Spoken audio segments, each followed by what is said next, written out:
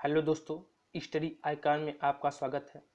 आज हम आप लोगों के साथ 17 अप्रैल 2020 का मोस्ट इम्पॉर्टेंट करंट अफेयर्स का डिस्कशन करेंगे, जो सभी प्रतियोगी परीक्षाओं के लिए बहुत ही महत्वपूर्ण होंगे। तो चलिए दोस्तों शुरू करते हैं। दोस्तों, हमारा पहला क्वेश्चन है, अभी हाल ही में किस संस्थान ने फ्री टू एयर डीटीएच चैनलों पर लाइव काउंसिल सेशन का प्रसारण शुरू कर रहा है? तो इसका सही आंसर है दोस्तों ऑप्शन 3, NIOS। अब दोस्तों यहाँ NIOS टर्म यूज हुआ है, तो इसके बारे में जान लेते हैं। दोस्तों, NIOS का फुल फॉर्म है national institute of open schooling, राष्ट्रीय मुक्त विद्यालयी शिक्षा संस्थान NIOS। दोस्तों, NIOS ने देश में राष्ट्रव्यापी लॉकडाउन के दौरान माध्यमिक और वरिष्ठ माध्यमिक स्तर के छात्रों के हो रहे शैक्षणिक नुकसान की भरपाई को पूरा करने के लिए फ्री टू एयर डीटीएच चैनलों पर लाइव काउंसिल सेशन का प्रसारण करने जा रहा है। इसे उद्देश्य की प्राप्ति के लिए NIOS ने Swayam Prabha, DTH, channel Panini, channel Sharda एवं चैनल किशोर मंच के माध्यम से स्काइप के जरिए लाइव सेशन के प्रसारण की शानदार अनूठी पहल कर रहा है। यह कदम कोविड-19 महामारी के कारण लागू देशव्यापी तालाबंदी के मद्देनजर छात्रों को होने वाले शैक्षणिक नुकसान को बचाने के लिए उठाया गया है। दोस्तों आगे चलते हैं। हमारा अगला क्वेश्चन है दोस्तों, विश्व कला दिवस कब मनाया जाता है? तो इसका सही आंसर है ऑप्शन 4, 15 अप्रैल को विश्व कला दिवस मनाया जाता है। अगला क्वेश्चन है, नवंबर दिसंबर में एशियाई मुक्केबाजी चैंपियनशिप की मेजबानी कौन सा देश करेगा? तो इसका सही आंसर है दोस्तों ऑप्शन 3, भारत। अब दोस्तों, बॉक्सिंग फेडरेशन ऑफ इंडिया का मुख्यालय नई दिल्ली में है। बॉक्सिंग फेडरेशन ऑफ इंडिया के अध्यक्ष कौन है? तो अजय सिंह हैं। BFI अर्थात boxing federation of India Bharat के ओलंपिक मुक्केबाजी के लिए शासी निकाय है, जो अंतर्राष्ट्रीय मुक्केबाजी संघ में भारत का प्रतिनिधित्व करता है। आगे चलते हैं। स्विट्जरलैंड के पूर्व खिलाड़ी रोजर चैपाट का निधन हो गया। वह किस खेल से संबंधित थे? तो इसका सही आंसर है दोस्तों ऑप्शन 2, आइस हॉकी। दोस्तों, ये है पूर्व खिलाड़ी रोजर चैपाट जो आइस हॉकी से संबंधित थे, और इनका भी हाल ही में निधन हो गया। आगे चलते हैं। कोरोना वायरस महामारी के चलते विश्व cycle race tour de France tournament स्थगित कर दिया गया। यह कहां आयोजित होने वाला था? तो इसका सही आंसर है दोस्तों ऑप्शन 3, रिवेरा, फ्रांस।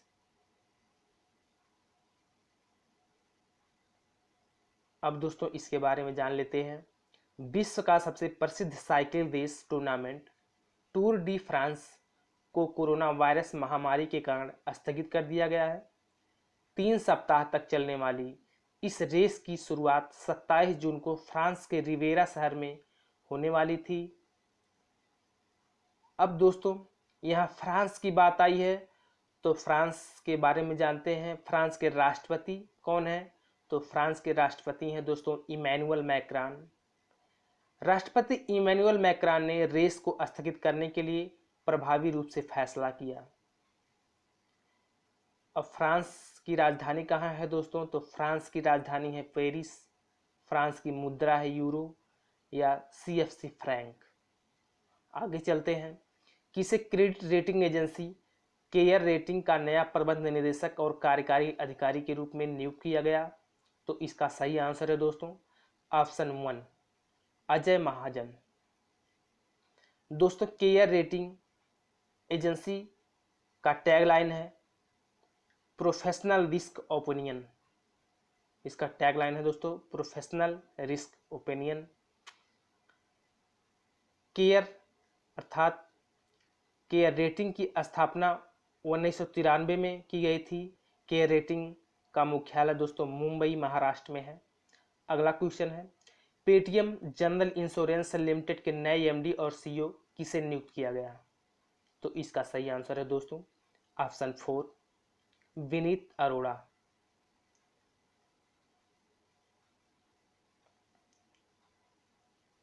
दोस्तों पेटीएम की बात हुई है तो पेटीएम के बारे में थोड़ा हम चर्चा कर लेते हैं। पेटीएम पेमेंट बैंक लिमिटेड के एमडी और सीईओ कौन हैं? तो सतीश कुमार गुप्ता जी हैं। पेटीएम के संस्थापक विजय शेखर शर्मा हैं। पेटीएम का मुख्यालय नोएडा उत्तर प्रदेश में है। पेटीएम की स्थापना कब हुई थी? तो 2010 में हुई थी। आगे चलते हैं, किसने अपने पॉलिसी धारकों और एजेंटों को बिना किसी अतिरिक्त लागत के कोविड-19 से संबंधित सेवाएं देने की घोषणा की है? तो इसका सही आंसर है दोस्तों ऑप्शन 1, टाटा AIA। दोस्तों टाटा AIA लाइफ इंश्योरेंस ने अपने पॉलिसी धारक और एजेंटों को बिना किसी अतिरिक्त लागत के कोविड-19 से संबंधित सेवाएं देने की घोषणा की। अब दोस्तों टाटा की बात हुई है तो टाटा के बारे में कुछ जान लेते हैं। टाटा AIA लाइफ इंश्योरेंस के एमडी और सीईओ कौन हैं? तो ऋषि श्रीवास्तव जी हैं। टाटा AIA लाइफ इंश्योरेंस का मुख्यालय मुंबई में है। टाटा AIA लाइफ इंश्योरेंस की स्थापना कब हुई थी? तो दोस्तों सन 2000 में इसकी स्थापना हुई थी। अगला क्वेश्चन है दोस्तों, अभी हाल ही में रंजीत चौधरी का निधन हो गया, वह किस क्षेत्र से संबंधित थे? तो इसका सही आंसर है दोस्तों ऑप्शन 3, ये फिल्म से संबंधित थे। ये दोस्तों एक अभिनेता थे, एक कलाकार, नाटककार भी थे। दोस्तों ये फिल्म क्षेत्र से संबंधित थे। दोस्तों ये हैं रंजीत चौधरी, जिनका अभी हाल ही में निधन हो गया, जो एक प्रसिद्ध कलाकार थे, प्रसिद्ध अभिनेता थे। दोस्तों आगे चलते हैं, किस राज्य के मुख्यमंत्री ने कोरोना महामारी से निपटने के लिए YSR निर्माण और कोविड-19 पोर्टल लॉन्च की है? तो इसका सही आंसर है दोस्तों आंध्र प्रदेश। दोस्तों अब यहाँ पर निर्माण नामक YSR निर्माण और कोविड-19 पोर्टल लॉन्च हुआ है। तो दोस्तों YSR निर्माण के बारे में जानते हैं। YSR निर्माण के बारे में जानते हैं, सीमेंट प्राप्त करने में विभिन्न विभागों की सहायता के लिए शुरू किया गया एक वेब प्लेटफॉर्म है YSR। दोस्तों ये YSR निर्माण जो पोर्टल लॉन्च किया गया है आंध्र प्रदेश के मुख्यमंत्री के द्वारा, तो इसमें सीमेंट प्राप्त करने में विभिन्न विभागों की सहायता के लिए शुरू किया गया एक वेब पोर्टल है। इसमें खरीदार विभिन्न सरकारी परियोजनाओं जैसे पोलावरम, आवास आदि के लिए आपूर्तिकर्ताओं से आवश्यक सीमेंट की संख्या का पता कर सकते हैं।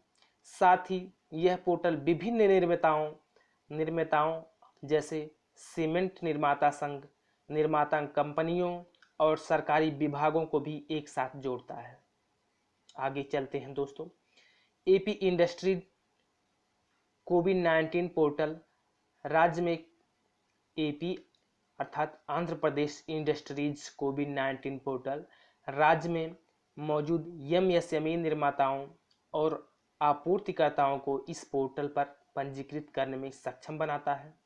UAM और GST के साथ साथ निर्माता और आपूर्तिकर्ता चिकित्सा और सहायक दोनों ही कोविड-19 से जुड़ी आवश्यक वस्तुओं को बनाने और आपूर्ति करने के लिए पोर्टल पर खुद को पंजीकृत करते हैं। दोस्तों आगे चलते हैं, आंध्र प्रदेश के राज्यपाल विश्वभूषण हरिचंदन है और आंध्र प्रदेश के मुख्यमंत्री कौन है दोस्तों? तो YSR जगन मोहन रेड्डी जी हैं। आगे चलते हैं, अमेरिका ने भारत को harpoon air launched anti ship missile और मार्क 54 लाइट वेट टारपीडो की बिक्री करने की मंजूरी दे दी है? अमेरिका की अंतरिक्ष एजेंसी का क्या नाम है? तो दोस्तों इसका सही आंसर है ऑप्शन 2 नासा। अगला क्वेश्चन है, किस कंपनी ने सामाजिक नवाचार के लिए एडिसन पुरस्कार जीता है? तो इसका सही आंसर है दोस्तों ऑप्शन 1 टाटा पावर। अब दोस्तों टाटा पावर ने सामाजिक नवाचार के लिए एडिसन पुरस्कार जीता है, तो इसके बारे में जान लेते हैं। टाटा पावर ने सामाजिक नवाचार के लिए एडिसन अवार्ड जीता है। कंपनी ने यह पुरस्कार अपने club energy switch off to switch on अभियान के लिए जीता है। अब दोस्तों यहाँ एडिसन पुरस्कार की बात हुई है, तो एडिसन के बारे में हम चर्चा कर लेते हैं। एडिसन अवार्ड क्या है? एडिसन अवार्ड क्या है दोस्तों, जो ये टाटा पावर को दिया गया?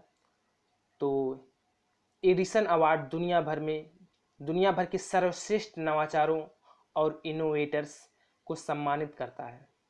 साथ ही यह नए उत्पाद और सेवा विकास, विपणन, डिजाइन और नवाचार में उत्कृष्टता को सम्मानित करता है। पुरस्कार विजेता उत्पादों और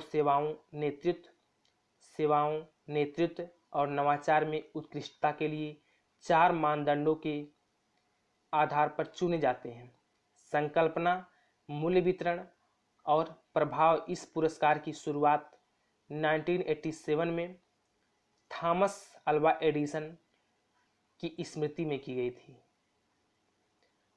अब टाटा पावर की बात हुई है, तो टाटा पावर के सीईओ कौन है दोस्तों? प्रवीण सिन्हा जी हैं। टाटा पावर का मुख्यालय कहाँ है? तो मुंबई महाराष्ट्र में है। आगे चलते हैं। भारतीय स्टेट बैंक एसबीआई ने घोषणा की है कि वह एसबीआई एटीएम पर किए गए सभी एटीएम लेन देन पर लगने वाले बैंक सेवा शुल्क को माफ करेगा। एसबीआई के अध्यक्ष कौन है? तो इसका सही आंसर है दोस्तों ऑप्शन 2 रजनीश कुमार। यह निर्णय दोस्तों 30 जून 2020 तक लेन देन की फ्री सीमा से ज़्यादा होने पर भी अन्य बैंक एटीएम पर लागू किया जाएगा, जिसे भारतीय स्टेट बैंक का डेबिट कार्ड रखने वाले ग्राहक किसी भी अन्य बैंक से 30 जून 2020 तक बिना किसी अतिरिक्त शुल्क के एटीएम से नकद निकाल सकेंगे। अगला क्वेश्चन है दोस्तों, 13वां इंटरनेशनल अरब फिक्शन अवार्ड 2020 किसने जीता है? तो इसका सही आंसर है दोस्तों ऑप्शन 3 अब्देल वहाब अस्साउई। दोस्तों ये हैं अब्देल वहाब अस्साउई। इन्होंने ही 13वां इंटरनेशनल अरब फिक्शन अवार्ड 2020 जीता है। अब इसके बारे में जानते हैं दोस्तों। अल्जीरियाई लेखक अब्देल वहाब अस्साउई को 13वां इंटरनेशनल अरब फिक्शन अवार्ड 2020 से सम्मानित किया गया। उन्होंने ये पुरस्कार डार्विन द्वारा 2018 में प्रकाशित उनके उपन्यास द स्पार्टन कोर्ट के लिए मिला है। उन्हें 50,000 अमेरिकी डॉलर मिलेंगे और अंग्रेजी अनुवाद के लिए धन उपलब्ध कराया जाएगा। आगे चलते हैं दोस्तों। अब यहाँ इंटरनेशनल अरब फिक्शन अवार्ड की बात हुई है, तो जान लेते हैं। इंटरनेशनल अरब फिक्शन अवार्ड अरब जगत में दिया जाने वाला सबसे प्रतिष्ठित और महत्वपूर्ण साहित्यिक पुरस्कार है। यह पुरस्कार दोस्तों लंदन के द बुकर प्राइज फाउंडेशन के सहयोग से दिया जाता है, जिसे संस्कृति और पर्यटन विभाग अबू धाबी DCT द्वारा वित्त पोषित किया जाता है।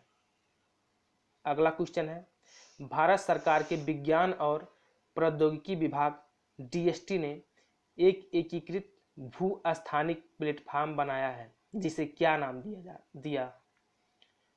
तो इसका सही आंसर है दोस्तों ऑप्शन 3 सहयोग।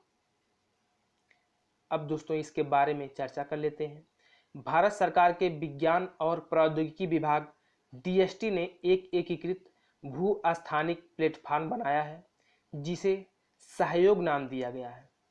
इस एकीकृत भू-स्थानिक मंच का उद्देश्य कोविड-19 महामारी के दौरान निर्णय लेने में मदद करना और रिकवरी चरण में सामाजिक आर्थिक प्रभाव को संभालने के लिए क्षेत्र विशिष्ट रणनीतियों का सहयोग करना है। इसके अलावा यह मोबाइल एप्लीकेशन सरकार द्वारा संपर्कों का पता लगाने अर्थात कॉन्टेक्ट ट्रेसिंग, जन जागरूकता अर्थात पब्लिक अवेयरनेस और स्वयं मूल्यांकन अर्थात सेल्फ असेसमेंट के उद्देश्यों से शुरू किए गए। आरोग्य स्वयं मूल्यांकन अर्थात सेल्फ असेसमेंट के उद्देश्यों से शुरू किए गए आरोग्य सेतु मोबाइल एप्लीकेशन का एक पूरक है। अगला क्वेश्चन है दोस्तों, कोरोना महामारी के कारण यूनेस्को की विश्व धरोहर समिति का 44वां सत्र स्थगित कर दिया गया। यह कहाँ आयोजित होने वाला था? तो इसका सही आंसर है दोस्तों फुजियान, चीन। अब इसके बारे में जानते हैं। दुनिया भर में फैली कोविड-19 महामारी के प्रभाव के कारण यूनेस्को की विश्व धरोहर समिति का 44वां सत्र स्थगित कर दिया गया। इस सत्र को चीन की सरकार द्वारा 29 जून से 9 जुलाई 2020 तक पूर्वी चीन के फुजियान प्रांत के फुजो में आयोजित किया जाना था। अब यहाँ चीन की बात हुई है दोस्तों, तो चीन के राष्ट्रपति कौन है? शी जिनपिंग है। राजधानी कहाँ है? तो बीजिंग। मुद्रा क्या है? तो चीनी युआन है और रेनमिनबी भी है। यूनेस्को के महानिदेशक कौन है? तो आरडे एजोलो हैं। दोस्तों आज यहीं तक। अगर आपको वीडियो अच्छा लगा हो तो लाइक करें, कमेंट करें और शेयर करें, और दोस्तों सब्सक्राइब जरूर करें। बेल आइकन को भी दबाएं जिससे हमारे द्वारा दिए हुए वीडियो का नोटिफिकेशन हमेशा मिलता रहे। और दोस्तों अगर आपको इस वीडियो का पीडीएफ चाहिए तो डिस्क्रिप्शन बॉक्स में जाके पीडीएफ को डाउनलोड कर सकते हैं, जो आपके लिए बहुत ही महत्वपूर्ण होंगे। इसे आप दोहराने के लिए दोबारा पीडीएफ से पढ़ सकते हैं। दोस्तों कम समय में पीडीएफ से पढ़ सकते हैं, तो दोस्तों पीडीएफ जरूर डाउनलोड कर लीजिएगा। दोस्तों आज यहीं तक। अगला वीडियो हम अगले दिन लेकर आएंगे जो बहुत ही महत्वपूर्ण होंगे। तो दोस्तों धन्यवाद।